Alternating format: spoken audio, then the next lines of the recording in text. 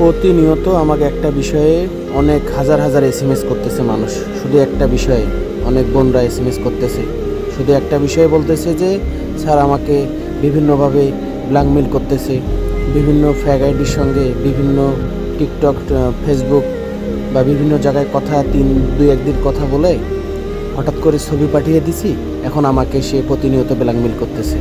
যখনই আমরা সরে আসতে চাই তখনই আমাদের ব্ল্যাকমেল করে, বিভিন্ন ছবি ভাইরাল করে দিবে, ভিডিও এইভাবে ভাইরাল করে দিবে, বিভিন্ন খারাপ ভিডিওর সাথে অ্যাড করে আমাদেরকে এডিট করে সোশ্যাল মিডিয়াতে ছাড়তেছে প্রতিনিয়ত।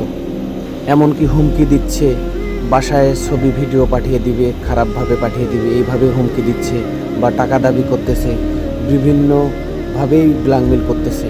অনেকে বলতেছে যে আমার সাথে কথা বলছে, এখন ছেলে আছে প্রবাসে, এখন আমাকে ওখান থেকে ব্ল্যাকমেল প্রতিনিয়ত করতেছে। অনেক প্রবাসী আছে যে আমাদের সাথে কথা বলে পরে বিভিন্ন হুমকি দিয়ে বিভিন্নভাবে ব্ল্যাকমেল করে আমাদের হ্যারাসমেন্ট করতেছে প্রতিনিয়ত। যখনই সরে আসতে চায় তখনই ব্ল্যাকমেল করে। এমতো অবস্থায় আপনাদের করণীয় হচ্ছে, আপনারা ভয় পাবেন না, মনের সাহস রাখবেন, সাহস রেখে আইনি ব্যবস্থা নেবেন। আপনাদের জন্য আইনি ব্যবস্থা নিলে সব থেকে সুবিধা হবে। পর্নোগ্রাফি আছে, সাইবার ক্রাইম আছে, আরও আপনারা থানায় অভিযোগ করতে পারেন।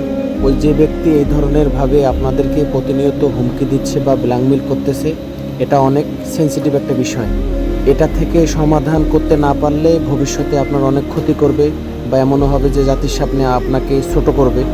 এই জন্য এই ধরনের সিচুয়েশনে কেউ পড়লে মনে সাহস রাখবেন, সাহস রেখে আইনি পদক্ষেপ নেবেন। আইনি পদক্ষেপ নিয়ে এখান থেকে আপনাকে উদ্ধার হতে হবে। মনে রাখবেন, আইনি ব্যবস্থা নিলে সব রকম সহযোগিতা পাবেন এবং এখান থেকে বের হতে পারবেন। এই ধরনের সমস্যায় পড়লে অবশ্যই আপনারা পুলিশের সহযোগিতা নেবেন, নিলে অবশ্যই এখান থেকে সমাধান হবে। আর অবশ্যই চোখ কান খোলা রাখবেন, সোশ্যাল মিডিয়াতে ছবি বা ভিডিও হুটহাট করে কাউকে পাঠাবেন না বা কাউকে দিবেন না। যেই হোক না কেন কাউকে কখনো দিবেন না। ধন্যবাদ, ভালো থাকবেন।